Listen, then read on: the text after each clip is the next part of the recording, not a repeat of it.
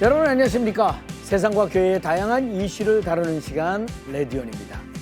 오늘 부활절 예배 잘 들으셨습니까?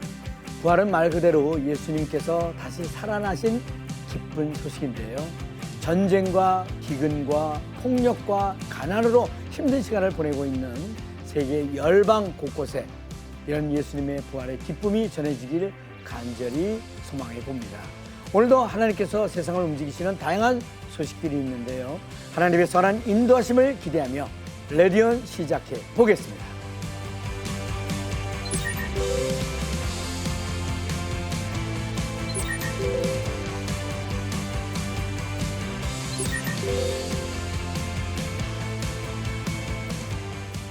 네, 한 주간의 교육의 뉴스 중에서 가장 핫한 이슈를 골라서 깊숙이 파고들어서 집중보다는 이슈 앤 포커스 국민일보의 박영미 기자가 자리했습니다. 어서 오세요. 안녕하세요. 국민일보 박영미 기자입니다. 네, 자 오늘은 어떤 소식입니까? 오늘은 부활절을 앞두고 예수님 십자가를 묵상한 청년들 소식과요. 발달장애인들을 위한 예배 지침서가 발간됐다는 소식 준비했습니다. 네, 자 첫 번째 뉴스부터 듣겠습니다. 서울의 옛 성곽을 따라 만들어진 한양 도성길을 걸으면서 특별한 사순절을 보낸 청년들이 있습니다. 네. 바로 서울 연동교회 청년부 이야기인데요. 13시간 동안 22km라는 만만치 않은 거리를 완주하면서 믿음의 네. 발자취를 따라갔던 뜨거운 현장 소식 전해드리겠습니다. 네, 뭐 뒤에 사진이 보입니다만 13시간 동안 22km를 걷는다는 게 이게 보통 일이 아니거든요. 맞습니다. 네, 청년들의 그 대장정을 떠난 특별한 이유 듣고 싶습니다. 이번 순례는 오감으로 느끼는 역사와 신앙에 초점이 맞춰졌습니다. 네. 한양도성길은 우리 민족의 630년 역사 그리고 한국 기독교의 141년 역사가 만나는 지점이기도 한데요. 네. 이 길 위에는 우리나라의 복음이 처음 전해졌던 선교부 자리부터 각 교단을 대표하고 있는 역사적인 교회 30여 곳이 촘촘히 자리하고 있습니다. 네. 연동교회는 청년들이 이 길을 직접 걸으면서 자신들보다 더 젊은 나이에 이 땅에 왔던 선교사들의 흔적을 살펴보고 또 나라를 위해 헌신했던 신앙 선배들의 열정을 확인하길 바라는 마음에서 이 순례를 기획했습니다. 네. 우리 민족의 역사와 기독교 역사가 만나는 곳들을 이렇게 걸었다고 하니까 큰 의미가 있는 순례인데요. 네. 구체적으로 어떤 곳들을 이렇게 지나면서 걸었습니까? 이번 순례는 흥인지문 공원에서 시작해서요. 광희문, 숭례문, 자하문을 거쳐서 다시 공원으로 돌아오는 한 바퀴 코스로 진행이 됐습니다. 네. 걷는 중간중간 안중근 조각공원과 이회영 기념과 같은 이 역사적인 장소를 둘러보면서 또 독립운동의 정신을 되새기기도 했습니다. 네네. 무엇보다 청년들의 눈길을 사로잡은 건 한국교회의 뿌리라고 할 수 있는 정동제일교회 또 이 세문안교회 같은 곳들이었는데요. 평소 무심코 지나쳤던 이 서울 도심의 곳곳이 사실은 한국교회 부흥의 생생한 현장이었다는 걸 직접 눈으로 확인했습니다. 네. 청년들은 이렇게 잘 닦인 길을 걷는 것도 힘든데 예수님은 얼마나 아픈 십자가의 길을 가셨을까 묵상도 했고요. 옆에서 같이 땀 흘리는 친구들과 서로 밀어주고 끌어주면서 끈끈한 유대감이 생겼다는 소감도 밝혔습니다. 네네. 아, 잘 알겠습니다. 22km를 걸으면서 예수님의 십자가를 묵상했다는 것이 큰 은혜인 것 같은데요. 네. 이 청년들의 열정도 대단하지만 이들을 이제 응원하는 그 교회 어른들의 사랑도 남달랐다고 들었습니다. 어떻습니까? 네, 이번 순례 숨은 주인공이 바로 연동교회 장년 성도들이었습니다. 네. 청년들이 지치지 않도록 주요 코스마다 미리 가서 시원한 음료와 또 든든한 음식들을 준비하고 기다렸는데요. 청년들 힘내라면서 박수 쳐주는 어른들의 모습이 정말 훈훈했습니다. 네네. 또 단순히 응원만 한 게 아니었는데요. 올 여름에 있을 청년부 단기 선교를 위해서 청년들이 걷는 거리와 인원수에 비례해 선교비를 지원하기로 약속을 했습니다.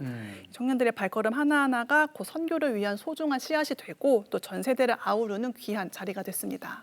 아유, 이렇게 땀 흘리며 온몸으로 직접 배운 그 신앙과 역사가 우리 청년들에게 평생의 자산이 되길 기대해 봅니다. 네. 자, 그럼 다음 소식 듣겠습니다. 이 보건복지부 통계를 보면 2023년 기준으로 국내 발달장애인이 약 26만 7천 명에 달합니다. 하지만 이들을 품어야 하는 교회나 교단들의 준비는 아직 미흡한 상황인데요. 네. 이런 어려움을 해결하기 위해 발달장애인 예배 지침서가 발간됐다는 소식입니다. 네, 그렇군요. 이 발달 장애인들이 예외드릴 공간이 부족하다는 이야기도 많이 들었습니다만 네. 이런 발달 장애인들을 위해서 지침서가 발간됐다는 거잖아요. 네. 참 의미가 남다른 것 같습니다. 자, 자세히 듣고 싶습니다. 네. 이 꽃제교회, 광림교회, 만나교회 등 여러 교회 장애인 사역자들이 연구 모임을 만들고요. 네. 우리도 발달장애인 예배를 드리고 싶어요라는 지침서를 발간을 했습니다. 이 책에는 대형 교회들의 실제 사역 사례는 물론이고 비장애인들과 함께 드리는 통합 예배, 그리고 발달장애인들끼리 따로 드리는 분리 예배 등 구체적인 가이드가 담겨 있었습니다. 네. 앞으로는 발달장애인을 위한 공식 교재까지 개발할 예정인데요. 전문가들은 발달장애인 부서의 실제 경험이 담긴 이 사례집 제작도 제안을 했고요. 네. 무엇보다 특정 사역자에게만 책임을 떠넘기는 문화에서 벗어나서 공동체 전체가 사랑의 짐을 함께 나누려는 인식 개선이 필요하다고 강조했습니다. 네네. 직접 경험한 내용을 나눌 수 있다는 점에서 큰 도움이 될 것 같은데 네. 어떻습니까? 실제로 이런 고민들을 먼저 시작해서 아름다운 열매를 맺고 있는 그런 교회도 있다면서요. 맞습니다. 이 경기도 안산동산교회는 장애인 성도를 교회의 당당한 리더로 세우고 있습니다. 장애인 성도들도 책임감과 역할을 경험할 수 있도록 1년에서 3년 단위로 이 리더의 직분을 맡기고 있는 건데요. 네. 그 덕분에 장애인 부서 성도들 중에 4명의 서리집사가 탄생을 했고요. 또 교회학교 교사로 봉사하는 사람도 3명이나 된다고 합니다. 네. 또 서울 왕성교회는 장애인 부서실을 본당에서 가장 가까운 곳에 배치하고 또 예배 시간도 비장애인 예배와 똑같이 맞춰서 서로 오고 가며 교제할 수 있도록 도와주고 있고요. 네. 서울 시민교회는 장애인 가정을 위한 주간 돌봄은 물론 이 복지 코디네이터 제도를 통해 주거와 경제적 지원까지 하고 있습니다. 네. 잘 알겠습니다. 단순히 주일 예배만 챙기는 게 아니라 삶의 전반을 함께 고민하는 모습이 정말 인상적이지 않습니까? 이런 노력이 쌓여서 한국교회가 누구에게나 열려있는 따뜻한 공동체가 되면 정말 좋겠습니다. 박용미 기자 수고하셨습니다. 감사합니다. 감사합니다. 네. 자, 이어지는 단신 뉴스 보시겠습니다.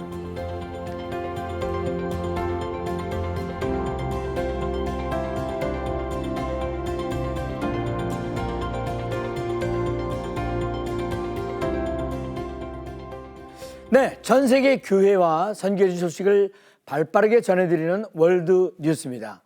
오늘 2가지 뉴스는요.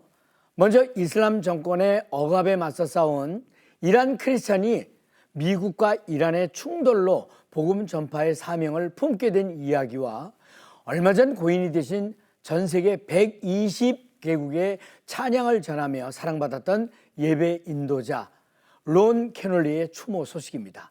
정은지 리포터가 자세히 전해드리겠습니다.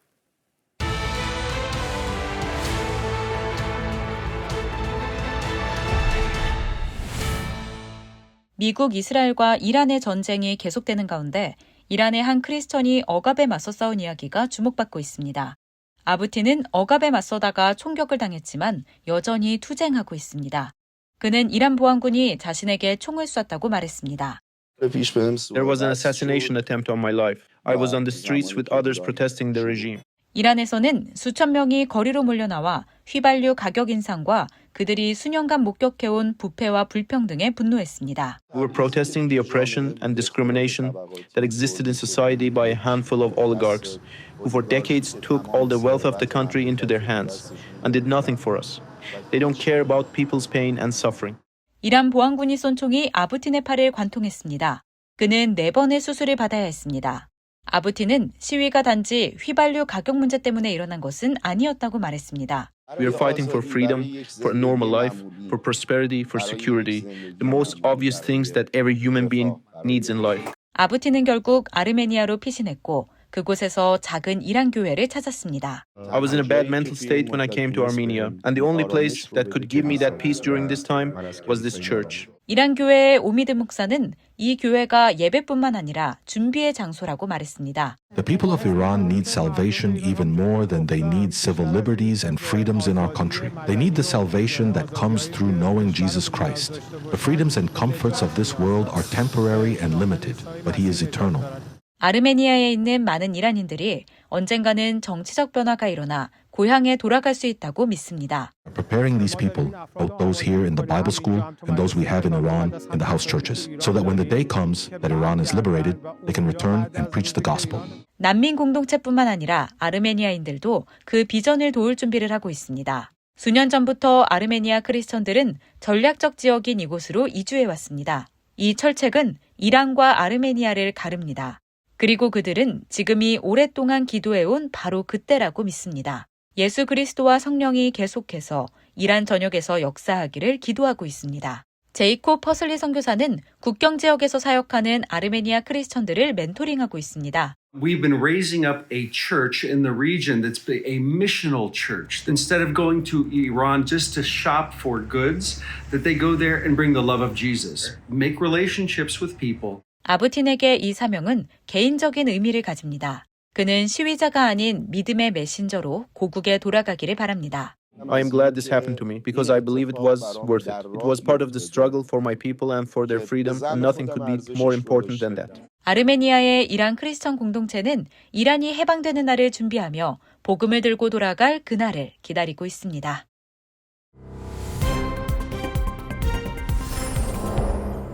전 세계 120개국에 찬양을 전하며 사랑받았던 예배 인도자 론 캐놀리가 지난 2월 세상을 떠났습니다. 40년이 넘는 세월 동안 론 캐놀리는 단지 예배를 인도한 것이 아니라 예배자들이 찬양과 경배를 통해 하나님을 깊이 만날 수 있도록 도왔습니다. 그의 삶을 기리기 위해 가족과 친구들 그리고 전 세계의 신자들이 유다교회에 모였습니다. It's been tough, his transition, He's always been a father figure. He's Doc and then he's Pops. 론 캐놀리는 예배 인도자들과 음악가들에게 예배의 참된 의미를 계속해서 일깨워주는 사람이었습니다. We traveled maybe 40 countries together, and I saw him more than just an artist or a leader.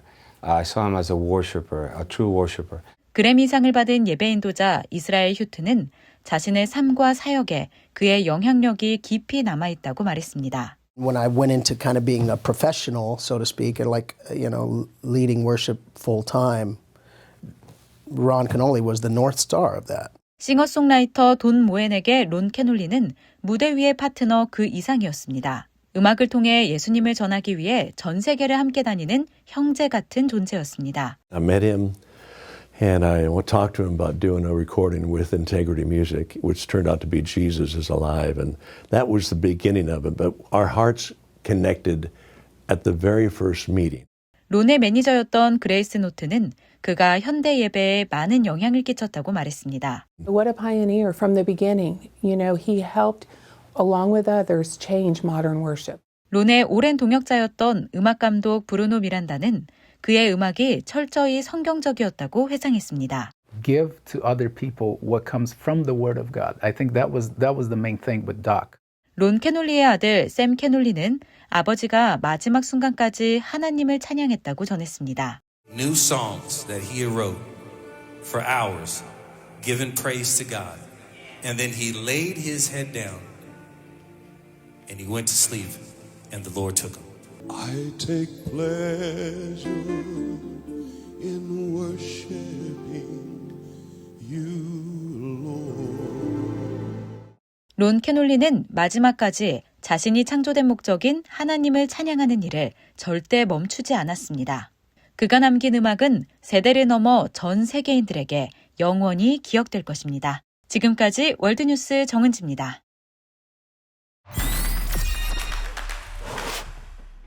자, 이번 수세는요, 우리 사회의 다양한 이슈들을 성경적 시각을 통해 바라보는 온전한 인터뷰 시간입니다. 청년 세대 교회 이탈 문제가 점점 커지고 있는데요. 그 이유에 대해서 청년들은 교회에서 삶과 신앙의 궁금증과 문제들에 대한 정확한 답을 얻지 못하고 있기 때문이라고 합니다. 그래서 오늘 온전한 인터뷰에서는 청년 세대들에게 삶과 신앙 문제에 대한 답을 줄 수 있는 방법에 대해서 이야기를 나눠볼까 합니다. 숭실대 기독교학과 명예교수이자 책 청년 설교 시리즈의 저자이신 김회곤 교수님을 초대했습니다. 네, 교수님 안녕하세요. 어서 오세요. 반갑습니다. 반갑습니다. 네네. 자기소개 좀 부탁드리겠습니다. 숭실대학교에서 24년 동안 기독교학을 가르쳤던 김회곤 교수입니다. 제가 2005년부터 19년 사이 청년 설교 시리즈 설교집 1, 2, 3, 4권을 출간했습니다. 그래서 제가 청년 설교 설교자로 알려져 있습니다.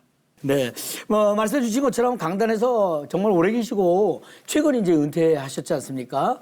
요즘 우리 청년들의 특징이라고 할까요? 어떻습니까? 어떤 생각과 마음들을 가지고 있는지 궁금합니다. 어떻습니까? 가장 잘 사는 선진국에 태어난 가난한 청년들입니다. 네네. 가장 소비 지수가 높은 누구나 소비를 아주 행복하게 하는 소비 만능 시대에 구매력이 없는 사람들이 청년들입니다. 따라서 청년들은 기성세대가 만들어놓은 이 화려한 세트장에 들어온 일종의 단역 배우 같은 느낌을 갖고 있습니다. 그래서 울분감이 있고요. 좌절이 있고 또 야심이 있고 또 희망이 가득 찬 매우 복잡한 감정으로 섞여 있는 청년들입니다. 안타까운 마음을 주지만 사랑스럽고 자랑스럽다는 생각을 많이 합니다. 그래서 대체적으로 교수님은 긍정적으로 보는 것이 훨씬 많으신 편입니다. 앞서 말씀을 드렸지만 청년 세대 교회 이탈 문제가 점점 커지고 있다고 하지만 이것들을 해결하기가 참 힘든 문제라고 생각하거든요. 청년들이 교회를 이탈하는 이유에 대해서 교수님께서는 뭐라고 보십니까? 어떻게 보십니까?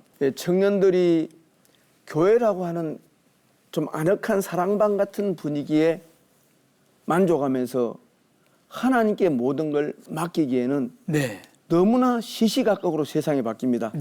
하나님을 믿고 느긋하게 기다리고 기도의 응답을 기다리고 이런 고전적인 기독교인들의 생활하기에는 분초를 다투면서 시급을 받고 일을 하고 있고 또 학점을 따야 되고 그리고 아르바이트를 해야 되고 등등 이런 분초를 나누어서 바쁘게 살다 보니까 교회 청년부나 대학부에 느긋하게 2시간, 3시간 앉아서 공부하는 거 그리고 매주일 제자 훈련 받으러 교회 가는 거 이런 것들은 굉장히 번거롭게 됩니다.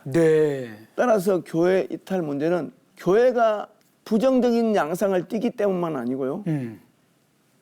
너무 급하게 돌아가는 우리 사회 가당 경쟁의 어떤 세상 속에 살아가야 되는 그 청년들의 어찌 보면은 생존 위기감이 교회라는 곳에 와서 하나님을 믿고 느긋하게 앉아 있는 것을 힘들게 만듭니다. 약간 부수적인 이유라면은 청년들의 실존적 고민에 호소력 있는 설교를 하는 교회가 별로 많지 않습니다. 오히려 대형 교회, 큰 교회, 대부분의 대예배는 기성세대들에게 맞춰진 주제입니다. 그러나 청년부가 있기는 하지만 청년부는 또 너무 청년부 세대에 고액화된 문제, 특화된 문제만 다루다 보니까 보편적인 영적 문제를 또 잘 못 다룹니다. 이 사회에서 이제 청년들이 많이 표류하고 있고 저는 그리 봅니다. 잘 알겠습니다. 좀 전에 말씀 잠깐 해주셨지만 김회곤 교수님의 책 청년 설교 시리즈는 계속해서 정말 많은 분들이 찾고 있는 책이라고 들었습니다. 아무래도 그 불안의 시기인 청년의 때 해답을 찾고자 하는 마음들이 아닐까 하는 생각을 해보게 되거든요. 교수님께서 보는 청년의 때는 어떤 시기일까요? 청년의 때는 현재 가진 것은 없지만 대부분이 미래가 청년의 자산입니다. 우리 정주영 현대그룹 명예회장께서 1987년인가의 그 선거 때 내가 청년으로 돌아갈 수 있다면 40조를 써도 아깝지 않겠다. 내가 40년을 사기 위해서 40조를 쓰겠다. 그렇다면 지금 80대 후반이었던 정명예 회장이 40조를 투자해서 살겠다면 47세가 되는 거잖아요. 그러니까 47세는 정명예 회장으로 말하면 40조를 가진 것이니까. 만일에 27세는 60조를 가진 거죠. 그러니까 청년들은 오로지 미래라는 자산을 가지고 있습니다. 이 미래는 정말 천문학적 가치가 있는 자산입니다. 저는 청년들에게 가장 그걸 강조합니다. 지금 여러분이 현금 자산이 없고 캐시가 없지만 여러분은 미래라고 하는 이 남아있는 인생에 가공할 만한 엄청난 자산이 있다. 이것이 여러분의 자산이다. 여기서 여러분이 말씀의 씨앗을 뿌리고 성실과 정직과 고결한 삶의 이상을 세우고 나간다면 여러분들은 60대에 정말 정명희 회장이 그토록 부러워했던 정말 상록수 같은 인생을 살 수 있다. 이렇게 많은 말을 하는데 저는 청년들이 가장 저한테 부러운 거는 우리가 정말 추워서 벌벌 떨고 오버코트를 두껍게 입을 때 청년들은 반바지로 다닐 때가 많아요. 지금도 반바지 입고 다녀요, 청년들은. 춥지 않냐 물으면 안 춥다 그래요, 제가. 그래서 옷 좀 입으라고 제가 어깨를 뜯으면 안 추운데 그래요. 왜 청년들이 바로 이것이 희망이다. 청년들은 엄마 아빠가 남겨준 약간의 가난, 엄마 아빠가 충분히 뒷받침해주지 못하는 그 불확실성 때문에 청년이 각성하고 주인이 되고 어른이 됩니다. 네. 저는 제가 만난 청년들 대부분은 어머니 아버지가 세습 자산을 남겨주지 않아서 혼자서 자기 인생을 개척해야 되는 청년들입니다. 근데 이들의 그 삶의 에너지가 대부분이 큽니다. 네. 엄마 아빠가 나에게 충분한 자산을 상속하지 않았기 때문에 내가 이제 내 인생의 주인이 된다는 의식이 강하기 때문에 네. 굉장히 성실합니다. 네. 그들은 성공 가능성이 매우 높고요. 그들에게 미래는 돈보다 더 귀합니다. 저는 그래서 모든 청년들에게 말씀드리고 싶습니다. 청년들은 천문학적 자산을 가진 사람입니다. 미래라고 하는. 네. 앞으로 60년 동안 행복한 삶을 갖고 올 수 있다. 우리가 마음먹기에 따라 이 60년은 우리의 패러다이스가 될 수 있다. 저는 이렇게 말하거든요. 말씀 듣다 보니까 청년들의 마음을 가장 잘 이렇게 이해해 주시고 또 이제 공감 있는 말씀을 포기하지 않고 끝까지 끊임없이 말씀해 주신다는 그런 생각이 듭니다. 보통 그 청년 시기를 광야에 비유를 하지 않습니까? 맞습니다.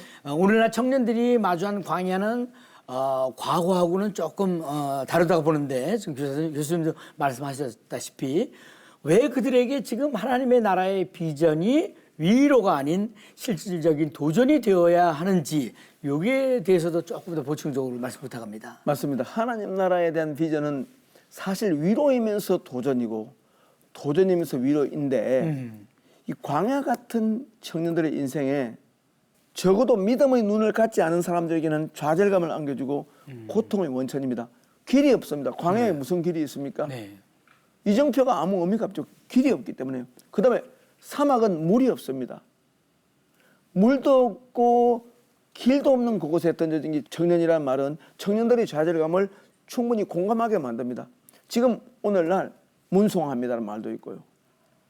사실상 오늘날 4년제 대학을 나와도 약 89% 정도가 자기 직업을 잘 만족 못한다는 말이 있습니다. 약 11%만이 내가 내 직장에 만족한다. 네네. 이것이 광야고 이게 사막입니다. 맞습니다. 이렇게 현실을 바라보면 광야와 사막 맞습니다. 그런데 하나님은 이 불평 가득 찰 수 있는 이 역경에 강을 만들어내시고 대로를 만드신다고 약속을 했기 때문에 네네. 나에게 가혹한 노동을 시키면서 월급을 짜게 주는 이 사장님에 대한 미운 감정이 드는 그런 직장에 있는다 하더라도 이 사막과 광야 같은 이 인간관계가 지배하는 이 판에 박힌 루틴한 이런 직장 생활에도 강물을 내시고 길을 내시는 하나님을 믿는다면은 네네. 불평만 가지고 우리가 현실을 바라보지 말고 네. 이사야 43장 19절부터 21절에 있는 것처럼 하나님이 하시는 예기치 않은 새 일은 광야 같은 역경의 한복판에서 사막의 한복판에서 벌어지기 때문에 오히려 기대감을 가질 수 있지 않겠나. 네네. 지금 내가 패러다이스에 떡 던져진 것처럼 직장생활을 하는 사람 아무도 없습니다. 근데 우리 아버지 세대도 패러다이스가 아닙니다. 근데 지금 우리 청년 세대는 전혀 다른 고난을 겪고 있는데 상대적 빈곤감이 가장 큽니다. 박탈감이. 근데 우리 아버지 세대는 정말 힘든 시대였고 할아버지 세대는 나라가 없는 세대입니다. 네네. 아버지 세대는 전쟁을 경험했습니다. 자기 세대는 지금 우리 청년 세대는 78년 동안 전쟁이 없는 세대입니다. 네. 네. 굉장히 우리나라 역사에서 전쟁이 없는 세대를 살고 있는 그러니까 자기 인생에 대한 기대가 엄청 높습니다. 전쟁터는 우리 할아버지들은 자기 인생에 대한 기대가 전혀 없습니다. 네네. 살아만 나도 행복했습니다. 그러니까 자기 인생에 대한 기대치가 최고인 우리 청년들은 가장 주관적으로 불행할 수 있습니다. 그런 분들에게 우리 할아버지 세대, 우리 아버지 세대, 정조 할아버지 세대 때의 고난과 비교한다면 지금 우리 청년이 겪고 있는 고난은 상대적 빈곤감이 좀 더 많습니다. 그래서 제가 볼 때는 가만히 보면은 이런 사막과 광야 같은 청년들의 삶에도 하나님이 일으키시는 새 일은 늘 일어나게 마련이고 살아계신 하나님이 애타는 마음으로 돌보시는 청년들의 삶이 영원히 사막이고 영원히 광야일 수 없다. 저는 그렇게 봅니다. 네네. 지금 말씀 듣고 보니까 정말 7, 80년 정도는 우리나라 그렇게 역사적으로 보면 전쟁이 많았었는데 그런 시기가 전혀 아니었네요. 전혀 없습니다. 제가 바로 그러하거든요. 예. 지금 교수님 말씀을 들으니까 제가 마치 청년으로 돌아간 듯한 느낌으로 예. 말씀 들으면서 굉장히 많은 그 감동이 왔거든요. 예. 많은 청년들도 이런 감동을 한번 느꼈으면 하는 바람이 듣는 가운데 이렇게 드네요. 네. 제가 숭실대 채플에서 만난 학우들 또 수업 시간에 만난 학우들은 얼굴과 얼굴을 맞대 보면 이런 정도의 말을 하면은 다 납득을 합니다. 네네. 네. 사실 말이죠. 요즘에 뭐 교수님도 알다시피 자극적인 그 쇼폼이라 그러죠. 네네. 그리고 실시간 정보가 정말 그야말로 넘쳐나지 않습니까? 네네. 그런 시대에 교수님께서 그 오히려 최근에 네. 기독교의 눈으로 고전 읽기라는 책을 출간하셨는데 오히려 청년들이 고전을 읽어야 하는 이유 사실 굉장히 그 웬만한 끈기 없으면 읽기 힘들거든요. 그 이유와 어떠한 대안이 될 수 있을지도 좀 전해주시면 감사하겠습니다. 버스 안에서 시달릴 때 재미있는 영상 보는 거 저는 뭐 나름대로 의미가 있다고 봅니다. 네. 킬링 타임 할 수 있다고 봅니다. 그러나 인간의 뇌는 문자를 읽으면서 문자를 읽고 이해를 구성하면서 공부할 때 오래 기억 남지만 네. 수동적인 모드로 받는 이런 시각 인식은 기억에 남질 않습니다. 그래서 저는 독서가 오히려 검색의 만능 시대, 검색 만능 시대, AI 시대, 지식과 정보를 무제한 퍼날라주는 이런 기계가 중재하는 기계 중재적인 지식의 확산 시대 때 내가 내 뇌세포를 가지고 직접 문장을 내가 음미하면서 즐거워하면서 상상하면서 읽는 이 지식이야말로 네. 영구적인 기억 능력이 있다 보거든요. 저는 그래서 은밀한 도전입니다.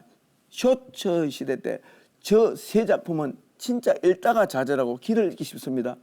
도스토옙스키 소설은 읽다가 포기할 때가 많습니다. 왜? 너무 갈래가 많습니다. 연재 소설인데요. 주인공이 너무 많이 나와. 한 30-40명 나와요. 네. 그리고 이름 자체가 외워지지가 않아요. 러시아 이름이요. 그래서 제가 그리고 도스토옙스키 소설은요. 목차가 없어요. 네. 근데 제가 목차를 다 달았어요. 예. 제목을 다 달아고요. 네네. 그리고 중심 줄거리가 절대로 헷갈리지 않도록 중심 서사 중심으로 요약을 했습니다. 올해 14년 걸렸어요. 저 책 걸린데. 완성시키는데요. 예. 그럼 교수님은 그 하루에 스마트폰에 뺏기는 시간은 어느 거의 정도 없습니다. 저는 스마트폰도 안 보고 TV도 안 봅니다. 그럼 연락을 해야 될 거 아닙니까? 문자로 왔다 갔다. 그건 문자 카톡은 하루에 2번 봅니다. 오전에 한 번, 오후에 한 번. 오전에 한 번 열어보고 오후에 한 번 열어봐. 야, 그거 굉장히 어려운 일인데. 저는 영상은 축구 중계만 봅니다. 예. 축구 중계 한일기자만 보고요. 네. 그럼 야, 이거 한번 도전해 선물 주셨으니까 꼭 한번 도전해 이거 봐야 먼저 되겠습니다. 읽으시고 네네. 그 책을 읽어보시면 이제 다시는 길을 잃지 않습니다. 네네. 이 책을 통해서 그 도스토옙스키의 고전 명작 장편 소설들을 깊이 이제 다뤄주셨는데, 그래도 좀 사서 보면 될 텐데, 그래도 좀 어떤 내용들이 담겨져 있는지 소개를 좀 해주십시오. 예. 저 작품은 죄와 벌, 백치, 가라마조프가의 형제들, 세 작품을 형제들. 다루거든요. 예. 그러니까 구원과 반구원 이야기입니다. 누가 구원에 이르고 누가 구원에 이르지 못하는가. 그 이야기예요, 저기. 어떤 사람이 구원받습니까?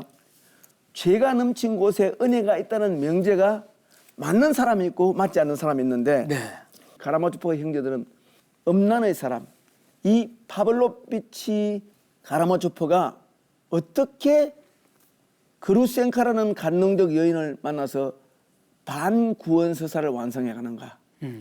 이 그루센카를 아버지와 함께 같이 탐하다가 아버지를 죽인 살인범으로 몰렸던 장남 드미트리 미차 가라바조프가 동생의 전도를 받고 완전히 서서히 갱생돼 가면서 서서히 온전한 사람으로 거듭나는 이야기입니다. 거기도 시베리아로 유행 가는 이야기입니다. 결국 구원서사, 반구원서사가 병렬하는 이야기입니다. 근데 거기 나오는 명문, 아름다운 문장이 하도 많아서 제가 직접 인용도 많이 했고요. 네네. 결국은 도스토옙스키는 그렇게 성스럽게 산 사람이 아닙니다. 자신은 토박가, 노름가 여러 가지 그렇게 성자답게 살지 못했는데 그는 소설 속에서 이렇게 아름다운 조시마 장로님과 알렉세이 까라마조프 같은 이런 의로운 사람이 악에 전념되지 않고 악인을 대할 때 절대로 심판하지 않고 끊임없는 자비심으로 악한 자들을 대우하고 사랑으로 베푸는 이런 훌륭한 사람이 소설 속에만 있지 말고 러시아에 와서 러시아 생페테르부르크 거리를 돌아다니기를 바라는 마음으로 이 작품을 썼습니다. 네, 어쨌든 그 도스토옙스키 편이라고 해서 제가 딱 펼쳐보니까 까라마조프가의 형제들 등장 인물로 해서 자세히 알기 쉽게 이게 자세히 이렇게 적어 주셨네요. 네. 한 가지 흠을 발견했습니다. 뭡니까? 굉장한 거거든요. 예. 이 보통 예리하지 않으면 이런 거 못 찍어내거든요. 맞습니다. 글자가 너무 작습니다. 아, 이거 흠입니다. 흠인데 제 흠은 제가 지식 자랑을 좀 한다는 오해를 받습니다. 저는 지금 지식이기 때문에 지식 자랑 외에는 제가 별로 자랑할 게 없습니다. 네, 제가 돋보기 쓰고 보겠습니다. 네. 또 줄 간격이 좀 이렇게 가독성을 높인다고 했는데 책값이 자꾸 많아지니까 이 압축하다가 이렇게 비독자 친화적인 글이 나왔습니다. 예. 좀 실질적인 질문을 좀 드리고 싶습니다. 많은 청년들이 현실의 벽 앞에서 지금 이 시간에도 신앙을 포기하거나 교회를 떠나는 경우가 많이 있거든요. 이 땅의 청년들에게 교수님이 가장 사랑하시는 고전의 한 구절 혹은 뭐 성경 구절도 좋습니다만 격려의 메시지를 좀 보내주셨으면 좋겠습니다. 드미트리 까라마조프가 아버지를 죽이지는 않았지만 아버지를 죽이려는 마음까지는 품었거든요. 그런데 그는 아버지를 실제로 죽이지 않았습니다. 아버지를 죽인 범인은 따로 있었습니다. 그런데 그는 자기가 유죄 판결받고 시베리아 유형으로 가면서 이런 말을 합니다. 내가 이제 저 깊은 땅 속으로 굴러떨어져 지하 세계에 처한다 할지라도 나는 이제 새 사람이 되었다. 저 깊은 지하에서도 저 깊은 지옥 같은 10년 안에서 내가 하나님을 찬양할 수 있다면 그것은 나에게 더 이상 시베리아 감옥이 아니다. 나는 시베리아 감옥 안에 가는 판결을 받으면서 나는 갱생되고 있다. 이런 말을 하면서 오히려 사법적 국가 형벌권에 의해서 몸은 감금되었지만 그 안에서 아버지에 대한 미운 감정, 유욕에 가득 찼던 젊은 날을 방탕한 삶을 회개하면서 자기가 하나님을 만나면서 저 시베리아 감옥마저도 천국으로 내가 바꿀 수 있다고 믿는 그런 믿음. 이것이 저는 좀 고도로 좀 정신승리적 느낌이 드는 본문이긴 한데 가장 감동적입니다. 저는 오늘날 청년들이 너무 자기가 처한 불행을 과장적으로 과도한 자기 연민으로 묘사하지 말고 충분히 살 길이 있고 사막에 강을 내시고 광야에 길을 내신 하나님을 믿는다면은 우리가 우리가 집어 던져진 직장, 또 우리가 상속한 아버지 어머니의 가난, 또 내가 내 몸에 상속한 연약한 육체, 이 생은 망했다고 느낄 만큼 부조리한 여러 사태 앞에 노출된 내 인생, 이런 것들 모두가 절망하여도 탓할 수 없을 만큼 그는 정말 가시도친 현실 맞지만 바로 그런 순간에도 불구하고 하나님의 선하심과 인자함을 믿고 하나님을 향하여 문을 두든다면 하나님은 상한 갈대들을 꺾지 않고 꺼져가는 심지를 끄지 않으시고 상한 갈대들의 아우성을 듣고 그 소리를 잠잠케 하시고 진정시켜주는 하나님이니까 그런 선하신 하나님과 함께 이 거친 현실을 살아갈 수 있다면 좋겠습니다. 하나님이 없다면 너무 고독할 것 같습니다. 청년이나 모든 사람들이 전부 다요. 아우 청년들에게 아주 귀한 말씀을 이렇게 격려의 메시지를 주셨습니다. 자, 오늘 김회권 교수님과 나눈 여러 가지 대화를 통해서 왜 청년의 때에 진리의 말씀인 성경을 붙잡아야 하는지 더욱 생각할 수 있었습니다. 청년뿐만 아니라 우리 인생의 여정 가운데 오직 진리의 말씀만이 우리의 길벗으로 안내해 주심을 믿고 함께 나갔으면 좋겠습니다. 오늘 귀한 말씀 전해주신 숭실대 기독교학과 명예교수이신 김회권 교수님 대단히 감사합니다. 고맙습니다. 감사합니다. 레디오 오늘 준비한 소식은 여기까지입니다. 저는 다음 시간에 다시 인사드리겠습니다. 대단히 감사합니다.